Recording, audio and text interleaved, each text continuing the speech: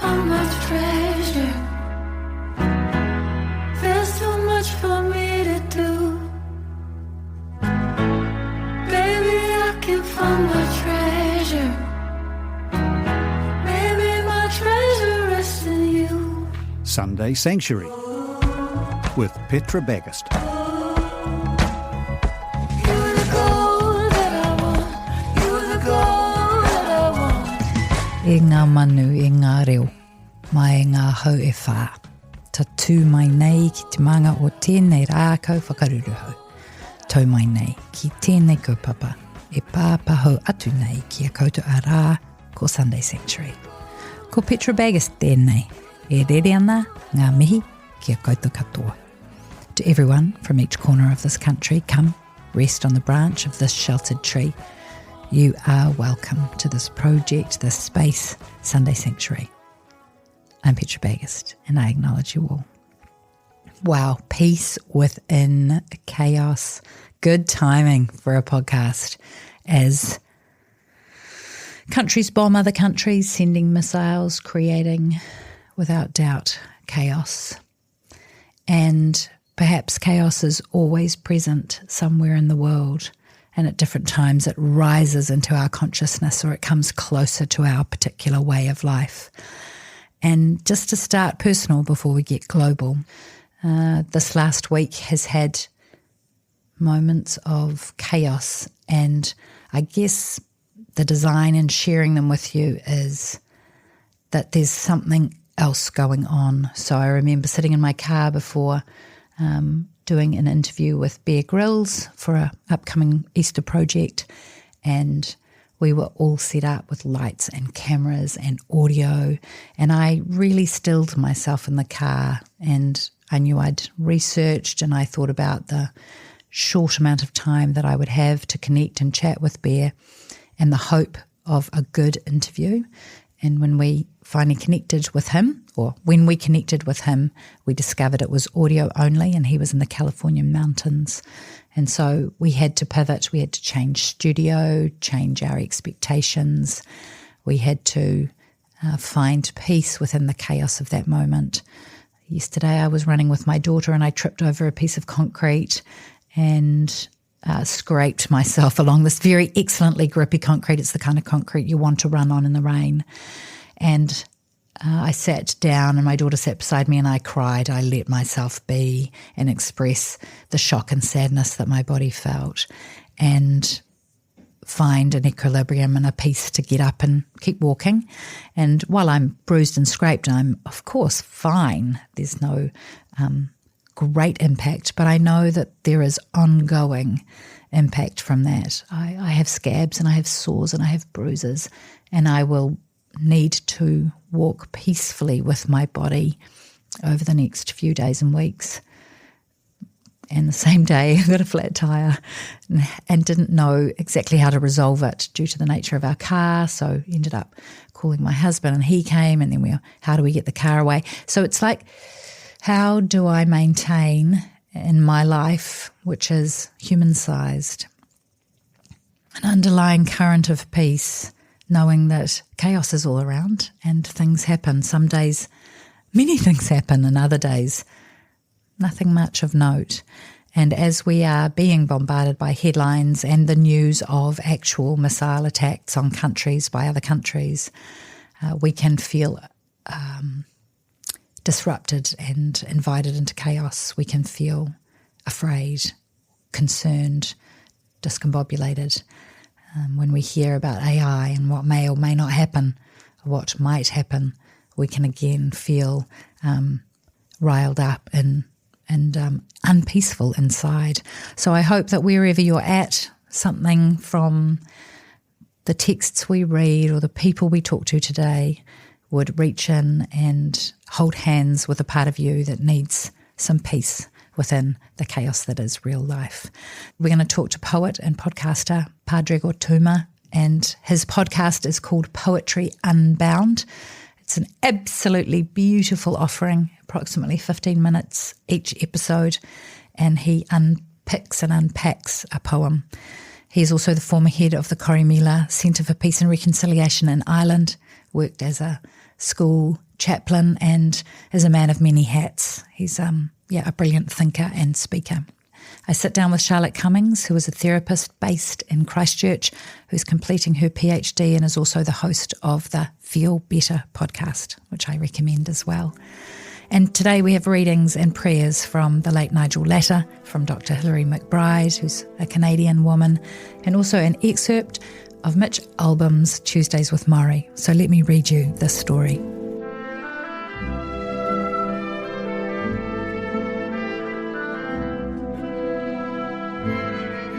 I heard a nice little story the other day, Morrie says. He closes his eyes for a moment, and I wait. Okay, the story is about a little wave bobbing along in the ocean, having a grand old time. He's enjoying the wind and the fresh air until he notices the other waves in front of him are crashing against the shore. Oh my God, this is terrible, the wave says. Look what's going to happen to me. Then along comes another wave.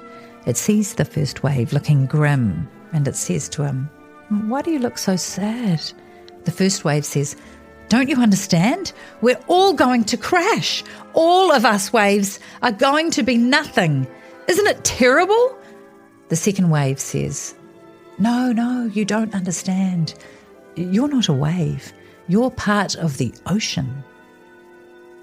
I smile. Morrie closes his eyes again. Part of the ocean, he says. Part of the ocean. I watch him breathe in and out. In and out.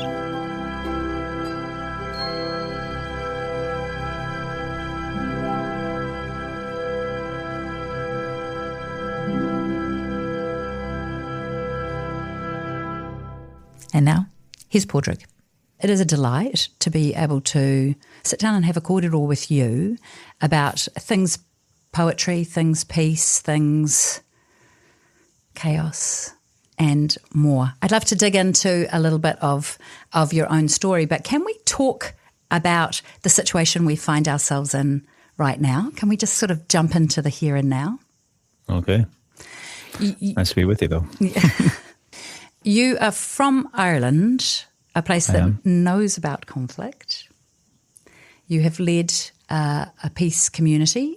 The oldest one was started in 1965, Corrimila. Indeed. And you find yourself, or you have chosen to live currently in New York City in what is an age of probably quite considerable chaos, depending on where you find yourself in America. Minnesota is in the news here in New Zealand. Yeah. And so you are an immigrant in America. How is America for you right now? Well, it is, I never thought that I'd ever move here. I've travelled here a lot for poetry readings or other experiences. I never thought I'd move here, but I have, people have been generous to me in terms of opportunities, so I have ended up moving here, and I'm going to be here permanently now for a good while, getting back to Ireland whenever I can, though. There's something different about experiencing conflict in a small place like Ireland and then the north of Ireland, and experiencing conflict in a large place like a place with 330 million people in the States. And so there's that's one of the big differences. It's so big that I think you can always find a way to think, well, this is normal, that is normal, this is normal, that is normal. And of course, what's normal for some is abnormal for others. I think it's very important in any place of conflict to always recognise, especially in the circumstances in the States regarding immigrants, regarding people of colour who are being targeted, to recognise that it's not like it was all lovely up until a month ago or a year ago, and then suddenly it's gotten terrible. That this is the latest manifestation of a profound hostility toward Indigenous people, Latinx people, and people of colour. And that, I think, is a necessary caution against spending too much time thinking about the most recent tensions and recognising these in a great sweep of history instead. So that's one of the things I think of. You know, I read a book years ago that was talking about the troubles in the north of Ireland, and the opening line was, everything was fine until the Catholics started rioting in the 1960s. And I shut the book. I thought, for God's sake, if this writer doesn't know history and can't recognise, look, there's 800 years going on here, and you don't have to try to do a comprehensive analysis of 800 years, but you do have to communicate that you know a little bit about it. So everything that's happening today is always going to be related to something that's been happening for a long time and happening over centuries. And that, I think, is one of the things that's facing the States, and many people in the States are recognising that, of course. Which makes it both more understandable and also worse, because the trouble, in fact, is deep and long and wide and complex. When you were in New Zealand, you talked to Kim Hill in 2020, and we were in the throes of shutting our borders, and I think you did 2 lectures and jumped on a plane and got out. Yeah. There was this sense, even in Kim's questioning of you, well, you know, we're going to hell in a handbasket. And it feels to me like that cycle happens approximately every half an hour, aka 2 years. And so this hell in a handbasket concept, is it that human beings, like a woman who's given birth, forgets how intense and potentially difficult and tumultuous it was and does it again? Or is it like we're in this way of not thinking about the past anymore because we've assigned it to a digital memory? Like, what is it about us that sort of is so self-centered that we think it's now that the world is going to hell in a handbasket? Or, I don't know. I don't know what it is that feeds that, but it certainly is a pattern that I agree with you on, that there can be repeated patterns. You can look back 100 years, you can look back 10 years, and you can find ways within which the same anxieties are providing for political tumult wherever you're looking at.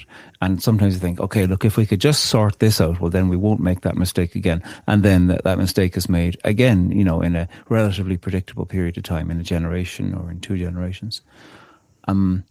I think one of the things that those crises show us is the human condition's anxiety with actual civic improvement for the common good, and how that goes against what for some is ambition at the expense of others, and what they're willing to do to promote themselves over and against other people, and what they're willing to do to apply a brutal amnesia toward the past. And in these contexts, I think, therefore, there's always going to be the need for the reminders of history, always going to be the need for laments of history, for monuments, for museums, for ways in which we are confronted and invited at the same time into what it is that the past has done and how it is that the past is alive today.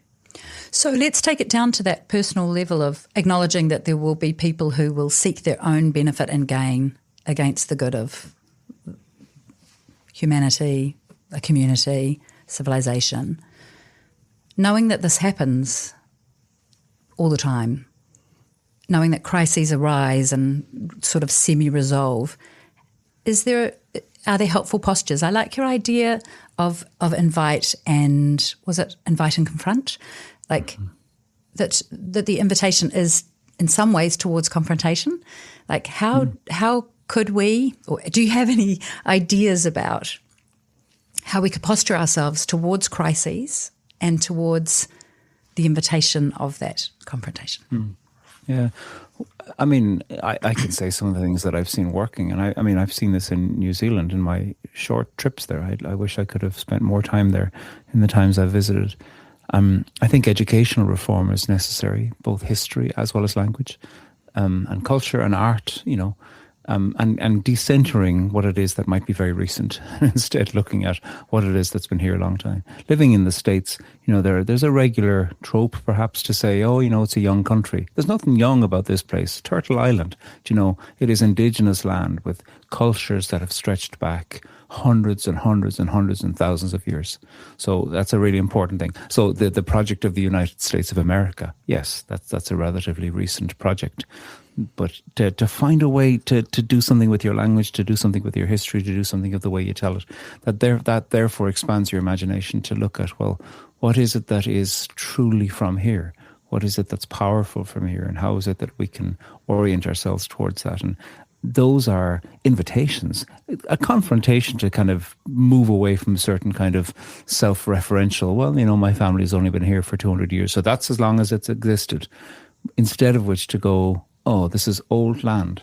And what does it mean to be an invitee here or a citizen here, and knowing that I'll probably be buried here? With these kinds of questions, there might be a reorientation to the question of place, and a reorientation to the question of what it means to be in place and to be from and with and currently standing on and eventually lying in land.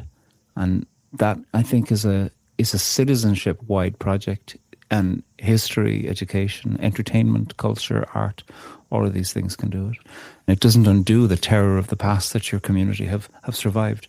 And it does show how close to a community the manipulations of power and the machinations of evil can occur through loads and loads of our worldwide communities, exploited, manipulated, or enraged and enlarged and inflamed by fear of survival. What you just said reminded me of a story where in a school there was an ethnic cohort that were treated badly and picked out by the ethnic majority in that school. And then some refugees arrived, and you'd think that the persecuted cohort might take the refugees under their wing and say, yes, us too. But they persecuted the people below them. And it was this profound, just a revelation of our humanity, of our desire to survive, I guess, and of our, I don't know whether we're shown the way, this is how power plays out, but it's not that a person in pain or who has suffered will then go on to necessarily just uphold and prevent suffering in another cohort. Sometimes they do, and that's amazing, but not always. The circuit breaker of courage and that concept of freedom. I've written a note here saying that peace is in fact quite uncomfortable. Yeah. Peace sounds lovely, but it's harder and more uncomfortable than it sounds. Do you have some examples of seeking peace within or beside chaos, or of a peace that has been gritty and challenging? Yeah, lots of the latter. I really like your phrase, Petra, circuit breaker of courage, and there is something about that, and it can be uncomfortable to have something be rejigged when you think, look, what will that be like? It'll be new, it'll be different, I'm not sure, and I'll be able to see all the faults with it when it's reset, when it's rebooted, when the circuit is redone, and that's true. The new is always small, and the great idea, the piece of art, the initiative in a community will probably be naive at the beginning, and it has to be, because the word naive means just born, and so therefore everything's small when it's born, but that doesn't mean that it should be criticised because it hasn't grown up yet. And so what we have often is systems that are evidential, we have evidence that they are failing, but even with that it can still be difficult to muster the goodwill with each other and the civic risk taking together to go, let's give this a go for something that might be better. In terms of peace being murky, so much of my work has been with small groups of people, many of whom have been profoundly wounded by bereavement, and by murder, and by sectarianism, and by recruitment to armed organisations. Some of them became perpetrators of sectarian violence, having also been victims of sectarian violence. So the lines between perpetrator and victim are very, very murky, and so what I've seen sometimes is the capacity for people who have made a choice to do this. Nobody is ever, or could be, or should be forced into these circumstances, but people who have made a choice to think, I want to see if I can find a way to speak to people about whom I've only ever really spoken about, and to say to them, here's what representatives of your community have done to mine. And find in a carefully facilitated environment something of what it's like to hopefully have your story heard and understood, and maybe even echoed back.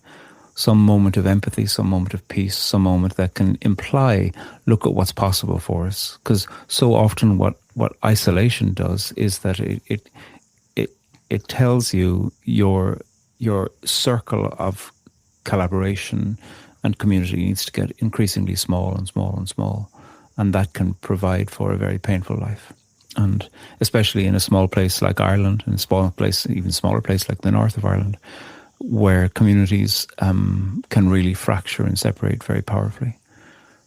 It's a constantly adjusting tension to know how to address the question of power in a room, because often, if we're going to speak crudely about two sides, perhaps each side will think the other has more power than they.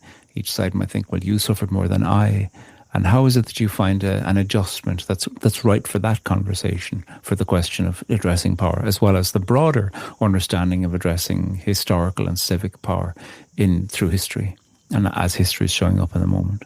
So there's no one way to do it immediately, but I've seen people take very, very brave steps.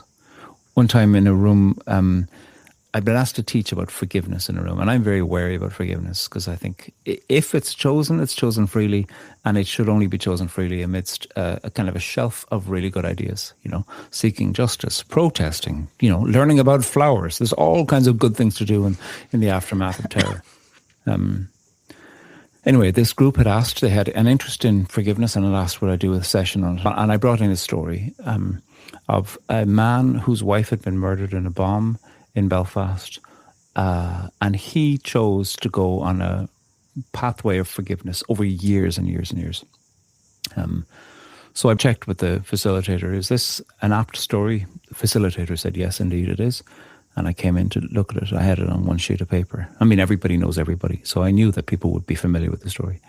As soon as I handed it out, somebody said, who the hell do you think you are? And I thought, oh my God, what's going on? I looked over to the facilitator, and this person in the room said, I was the first on the scene with that bomb. I pulled friends of mine out from the rubble.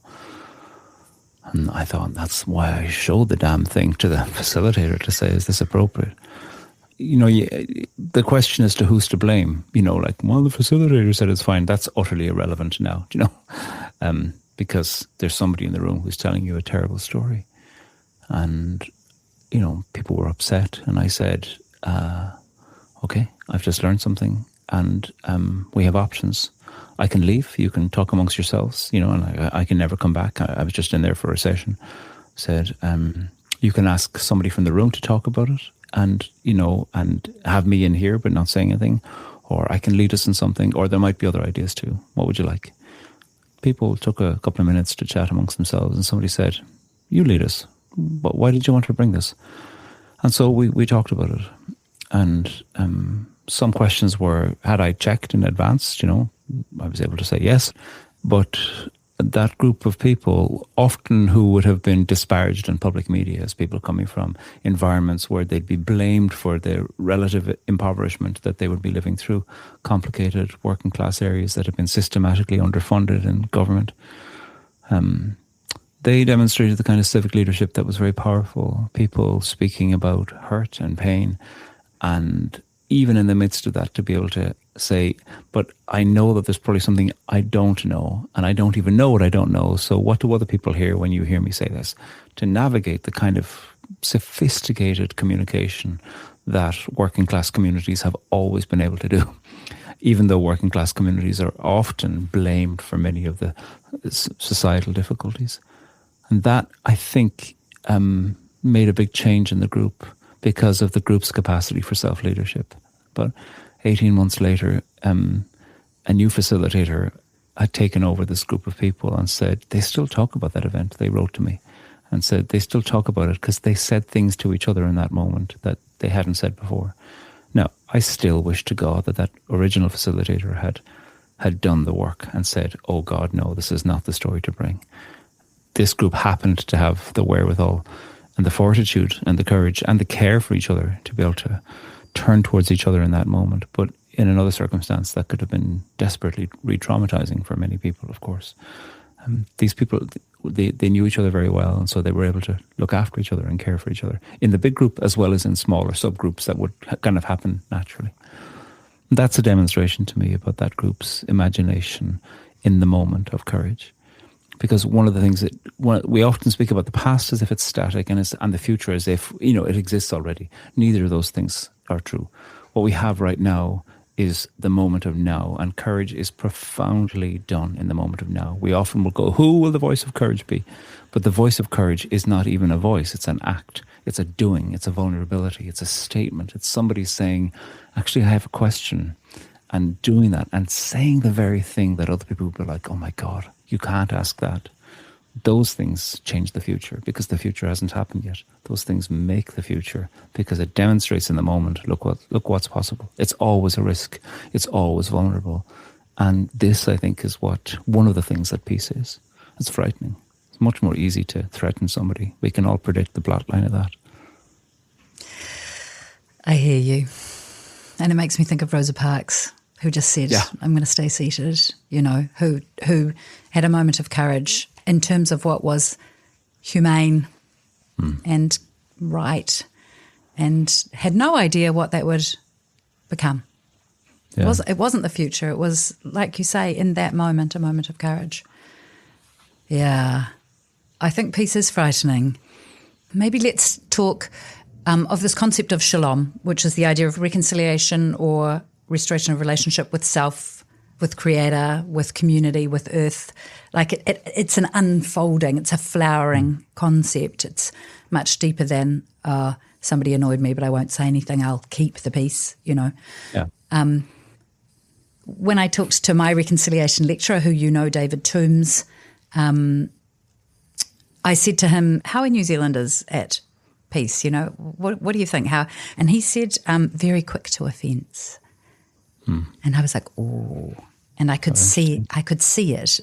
My feeling was that there's little natural threat, and so therefore anything could be perceived as a threat, because the real threats are far off. Even nuclear war, we're worried about viruses. But we're also still protected from them by our lack of proximity to them. So, yeah, I wondered if you had any thoughts on this. How to create shalom, because it feels like we're able to create dis-ease and dis-peace.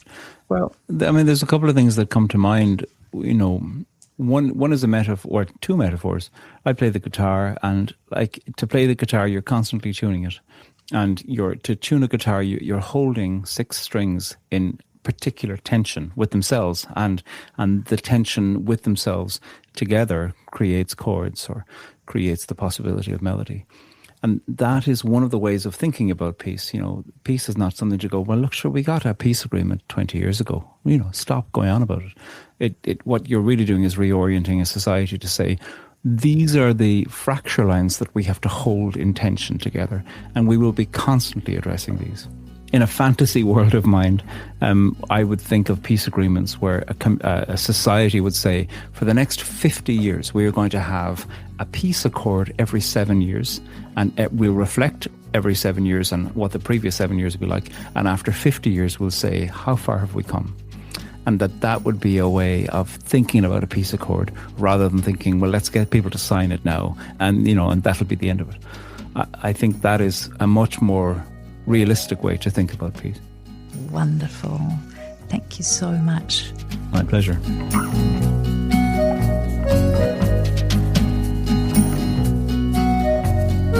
It was such a delight to sit down with Pádraig, and to be honest, I've tried a couple of times to get him, and I was so excited when he liked a reading we did of his book In the Shelter, and we got to connect and to kōrero. And if you liked what you heard there, Sam and I are going to release the full conversation next Sunday, so you can hear more from Pádraig, and we dig into poetry. It's so much fun. I love it.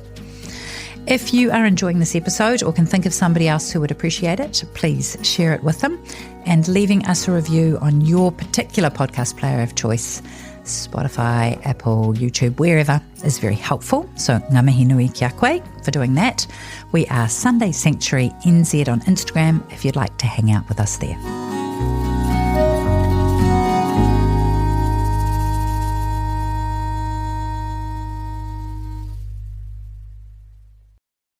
Sunday Sanctuary. Hey, it's producer Sam here. I'm just jumping in to say that I've hijacked the song choice in this part of the episode. We were going to play a song by The Naked and Famous, but I heard this one in the car on the way home from our recording session. And so the song here is called The News by Paramore. Every second of collective heartbreaks, all together every single head shakes. Shut your eyes, but it won't go away. Every second of collective heartbreaks, all together every single head shakes. Shut your eyes, but it won't go away. I'd love to read to you now from Practices for Embodied Living, Experiencing the Wisdom of Your Body by Canadian author Hilary L. McBride. And she wrote a book called The Wisdom of Your Body, which I've read, and it was a breakthrough publication for her. And as much as she talks about the body and the theory about living in an embodied way, she wanted people to be able to practice that, to actually put skin and muscles and bones into that idea. So this is her practice journal, and this is for embodied prayers. And she offers about 8 or 9 prayers, and I'm going to share just 2 of them with you today. So if you are able, join in. Are you able to have your hands open to the sides or in front of you? I remember that I am both always giving and always receiving. What do you have to offer me? What are you asking me to offer up?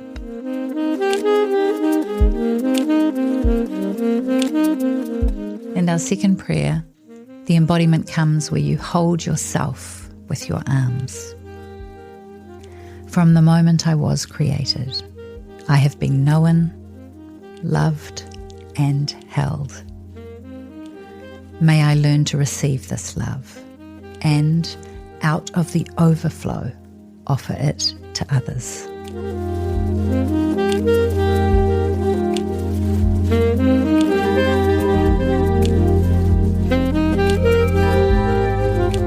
For this episode, we thought we would revisit the communion from Countering Overwhelm, which we put out in 2025. So here it is with just a little bit of tutoing. Often life can feel like we are being bombarded from all corners, especially in this AI digital age, with headlines and online conversations coming at us 24/7. There are false expectations that we should have informed opinions about everything and be able to stand on the right side of every issue. And that's on top of doing our work, being active in family and friendship, our commitments, and being well. Daily life has us in the fray, struggling to get our head up high enough to see above the waves, so we need ways to pause and to draw back. Holy Communion offers us a sacred pause, a chance to come back to source. While it doesn't detach us from all that is our life, it draws us into transcending it for a moment, to step close to the one who said, "Come to me, all you who are struggling hard and carrying heavy loads, and I will give you rest. Put on my yoke and learn from me. I'm gentle and humble, and you will find rest for yourselves. My yoke is easy to bear, and my burden is light." It doesn't take away all the bits and pieces of life, but for a moment, it takes our focus off them and turns our attention to Christ. Ancient Christian faith sees Christ as source, the one for whom and through whom all things were created, visible and invisible. Our source is where wholeness is found. In Holy Communion, we receive what Christ gives: life. A stark contrast to the dehumanizing, fragmented demands of headlines, deadlines, and expectations of a chaotic world. Because it involves body and blood, flesh and physicality, it calls us back to reality, to physical people and places. It calls us to give attention to the smaller, real world we inhabit, as well as the big, global, digital world over which we have so little control. It's a chance to pause, to breathe, to turn our gaze heavenward, and maybe even assess what we can let go of.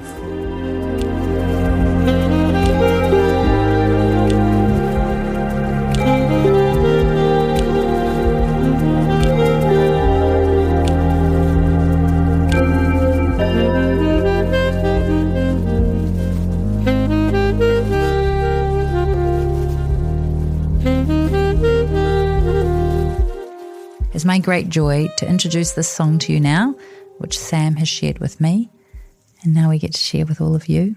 Spirit 2.0 by Sampha. Waves will catch you, life will catch you, love will catch you, spirit gon' catch you, yeah.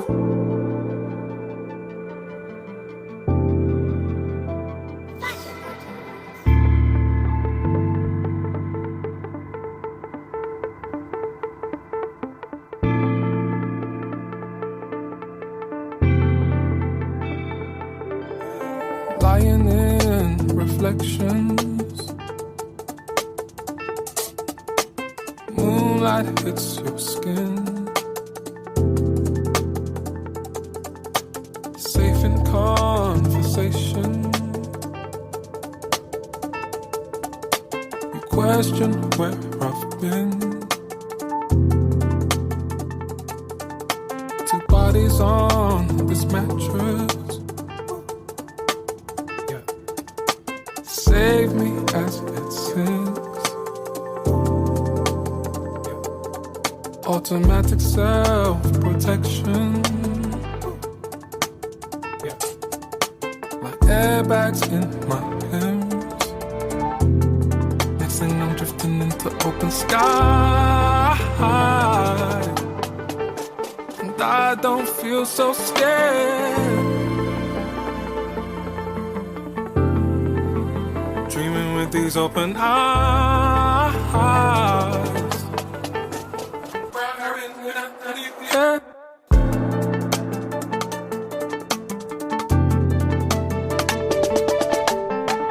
Waves will catch you, life will catch you, love will catch you, spirit gon' catch you, yeah. Faith will catch you, friends will catch you, time will catch you, flash will catch you. Waves will catch you, life will catch you, love will catch you, spirit gon' catch you, yeah. Faith will catch you, friends will catch you, time will catch you, flash will catch you. Traveling for healing. I've been had to speak to myself. How far will I go? Spirit, yeah. Still wear that chain you gave me. Eagle made of gold. Now I'm drifting into open skies. And I ain't scared as before. Ain't as scared as before. Waves will catch you, life will catch you, love will catch you, spirit gon' catch you, yeah.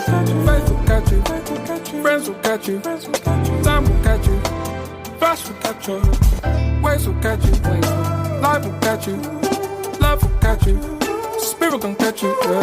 Faith will catch you, friends will catch you, time will catch you, flash will catch you.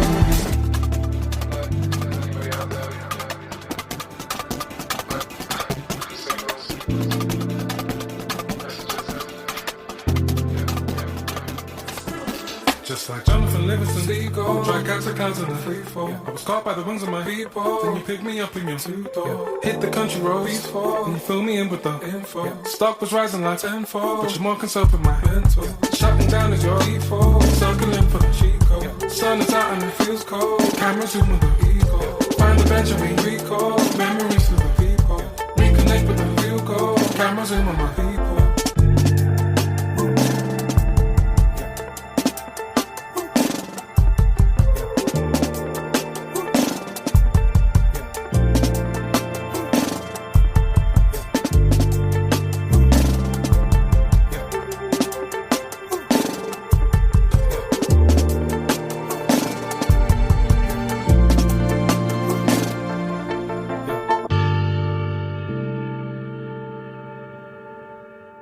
And now I'd love to read you a portion of a chapter from Nigel Latta's final book called Lessons on Living, Finding Your Way Through Life's Ups and Downs. And he's talking about the wisdom he learnt from SEALs, as in Navy SEALs. And the second piece of SEAL wisdom is a word to increase your resilience. This one is gloriously simple, but takes a little practice. Whenever anything happens, Make this the first word you think. Good. If your car breaks down, you think, good. Now I can get it checked out so I know it's safe and reliable. If you spill your coffee, think, good. I needed to drink less coffee. If the PET scan comes back with a green glowing spot, think, good. Now I know what's actually going on in there. One word can make a big difference when it's the place you start from. Sunday Sanctuary with Petra Bagust. Charlotte Cummings, therapist and more. I recently saw a reel of yours on Instagram, and honestly, it was like watching a human being just grow new branches. Everything you said that you did was like, there's another string to her bow or branch to her trunk. Which would you prefer? Yeah. Well, I mean, I think I have tried professionally to allow myself to be challenged by what it is that I hear. So that all kind of makes sense to me. You know, doing a PhD was just because I was hearing certain stories in my room as a therapist. Becoming licensed as a private investigator was just because I was hearing certain stories. So my life has kind of professionally just been in response to what I hear. I love it. In response to need, in response to curiosity, in response to a space where you might be able to take a positive action. Yeah. Nice. The positive action we would like you to have a response to today is this very real felt sense in our society at the moment of there being quite a bit of chaos out and about. Now, whether that's the chaos of, OMG, I am not in control of my hormones, or I am not in control of my children, or I am not in control of whether my relatives are well or sick, whether that's the sense of the chaos that is a cost of living crisis, news of bombings, news of floodings. There is a kind of chaos that is both global and potentially local. Yet again, at the beginning of this year, there were significant floods, and people around New Zealand are rebuilding and cleaning up and going, what now? So this concept of having peace in chaos is really not about eradicating the chaos, is it? It's not about wiping all the difficulty away. Yeah. It's about having an orientation or an action or a moment within our lives where we can, breathe. Yeah. Well, my husband knows that there is something wrong in my world when he comes home and everything has been pulled out of cupboards and I am trying to control something around me. It's a really clear indicator that I'm reaching for some sense of control, some sense of order, of being able to impact my own world in some way. It's what I do when I'm trying to work something out. And that makes sense, right? That there's nothing wrong with wanting or seeking a sense of order. Yes, but he does come home and go, oh no, what do we need to talk about? Okay. And I think that we all, try and reach for something to control when things are unstable or uncertain around us. The natural thing is to go, I'm out of control here. How do I get in control? And I think that sometimes is a game that we can play and win to some extent, but it's also a game that doesn't work in some circumstances. And so there are some other ways through, I think, for people around finding meaning, finding things they can influence, finding action they can take, finding that sense of peace that transcends their circumstances. And they're the real challenges for us. You've got your own podcast, and there's an episode called Mental Health When the World is on Fire. Yeah. So, we're going to put a link to that in the show notes. If you like what you hear here, go and hear more. Yes. Can we talk a little bit about what you were talking about there, about the sense sometimes that the world is on fire, like at this kind of global out of my reach level, and who am I when the world is on fire? Yeah, well, actually, that podcast episode was recorded a while ago when Donald Trump was coming back into power, and I noticed that kind of sense of, the well-being of the world is now in the hands of someone who feels quite profoundly unsafe for a lot of people, and that kind of sense of volatility was making people feel really worried about the next chapter of time and worried on lots of different levels. So I think often we consider that anxiety is the response when difficult things are happening around us. And it can be that emotionally how that shows up for us is really different. It can be that we lose a sense of hope, or we get up and think, why are we doing this? What is life about anymore? Right. Yeah. Yeah, what am I raising my family into? What is this all for? Can raise some really big questions for us that go quite a bit beyond worry about our own circumstances, or worry about, what happens to New Zealand if there is a nuclear bomb in a certain part of the world. We actually struggle to find our place and to find meaning and stability in these kinds of times. So you're saying the struggle is real, that it goes beyond anxiety about our own personal well-being. What are potentially ways of thinking or being when we are seeing lots of stuff go down on a world stage that we know we have no control over? Do you have kind of some insight into what are postures or perspectives or thoughts that are useful for us? Yeah. I think one of the most important and helpful things we can do is be really clear on our own values. What is it that matters to me most as a human being? What are the values I hold dear that I want to hold up through whatever is going on around me, whether that is a family member being sick or something happening in the world around us that just makes getting through today feel really odd and strange.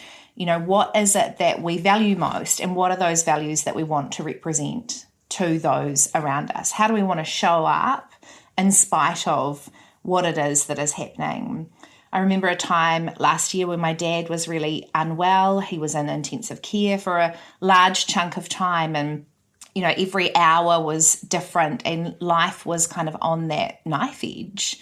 And one morning on my way in at 6 o'clock in the morning for yet another day of sitting at a very uncertain bedside, I rang ahead and said to the nurse, I'd like to buy your coffee. What's your coffee order? I'm bringing coffee in. And that sense for me of actually showing up in connection with people around me, showing up with gratitude, being aware of those who are in caring roles helped me to have a sense of I'm able to be myself in this really difficult circumstance. I'm able to find meaning and connection here.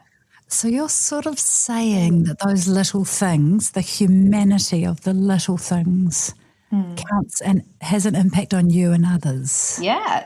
And you like coffee, and under ordinary circumstances, if you were going to a meeting, you might say, hey, what's your coffee order? But just because you were going to a hospital and just because you were under pressure and your family was under pressure, you gained something from that action as well. Yeah. And I turned up and the nurse said, oh, you're not really meant to do this. Like, you're not meant to buy things for us. Like, we're kind of, we're paid to be here. We're doing our job. And I said, but that man that's lying on the bed that you're caring for, my dad is a really generous, grateful person. And so I'm trying to show up with his values, with my family's values in the midst of this. And that matters to me. I guess, too, I think about seasons that are really difficult. And like when the wave of COVID was coming, it's like, how will this impact us, When the nuclear threat going up in the 80s, it was like, what if the bomb goes? Like, where would we go? You can look around and there are just things you've got no control over at all. Yeah. But something like the significant unrest and the bombing of other countries by big countries, there's the sense of what if this breaks out into something more? Like, who am I in a massive crisis? Have you got a way of thinking or approaching that might be helpful for us? Yeah, well, I think one of the things that is most confronting is that at the end of the day, we have to accept that we could be in danger. It could be that events transpire in a way that our existence is threatened, and that is incredibly difficult to sit with. But it is one of the realities in the mix here that I don't think we can shy away from. But in those situations, we are genuinely so out of control. We can't necessarily influence that.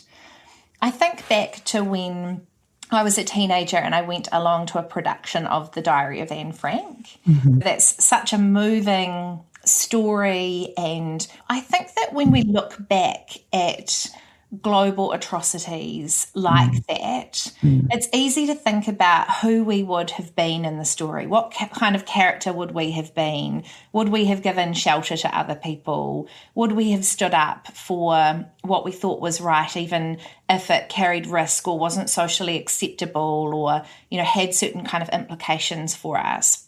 We can think about what kind of character would we have been in the Springbok tour, in debates about nuclear issues, and all sorts of different situations and with different dilemmas around us. What kind of character would I be in that story? If I think about the actions that I want to take, the values that I want to hold, the stance I want to have, how brave I am with articulating that to other people and owning the character that I want to be in the story, I think that all really matters in very difficult global situations, that we kind of place ourselves in the right place in the story. I really love my children's primary school. There's a new thing that they're doing where if somebody is being picked on or bullied in some way, the child that has done the bullying actively, their parents are called, of course. But now also the principal calls the parents of the bystanders and says, hey, do you know what? Your child was involved in a situation today, and actually we don't think that that's acceptable in terms of our school's values, that they didn't stand up, intervene, that they allowed that they watched what unfolded there. We don't think that is okay. And I love that so much because it really places emphasis on the role of bystanders, and how many of us kind of default to that position of going, oh, this is so big and I don't know what to do, and I'm going to kind of stand back and watch this conflict play out around me. I think there's a really amazing challenge for us with that, of going, how do we get off our seats and take action and not fulfill that bystander role? Because surely that is a character in the story that we don't want to be.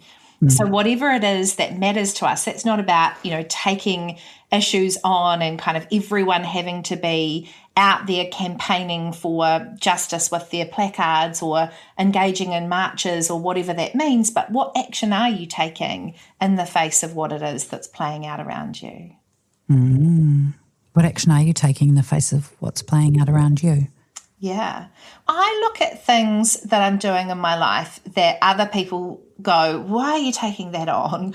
And I think, it's actually like an act of self-care for me to do that, because it matters so much to me that I stand up for this.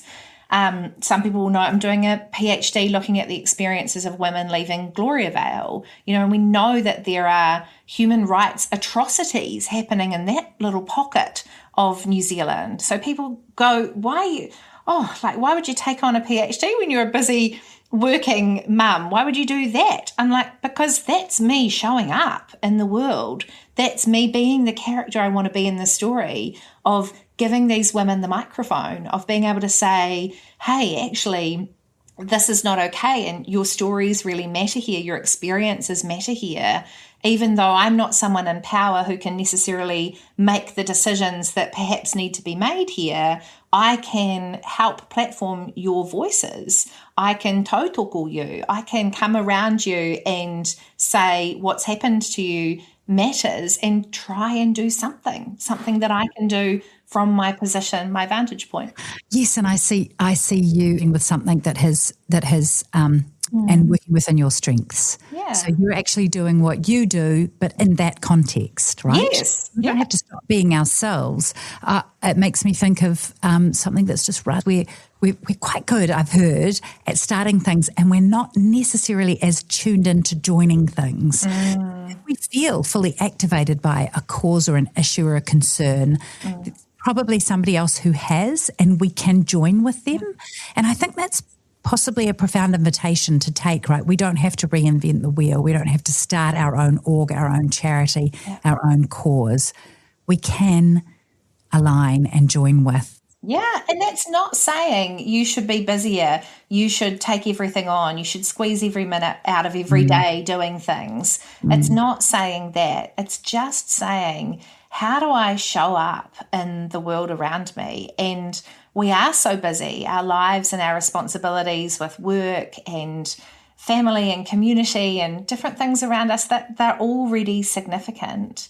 But when we add the right things, they don't feel like a burden. They actually feel almost like caring for our spirits. They feel like here we are taking some action that actually returns a dividend to us in how we feel within ourselves in spite of circumstances around us.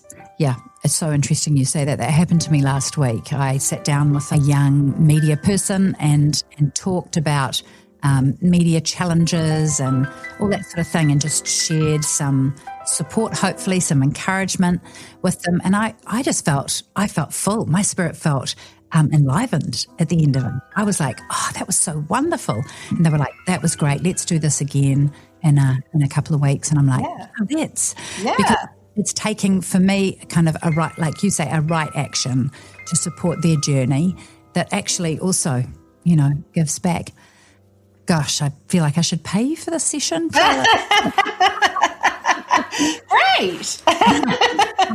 My bank account details. Feel free to act on that idea. It's a great question to end with, and it feels like it lands gently. It's okay to wonder those things and to sit with them and consider them and to ask ourselves, who am I in this situation? Yeah, brilliant. Thank you.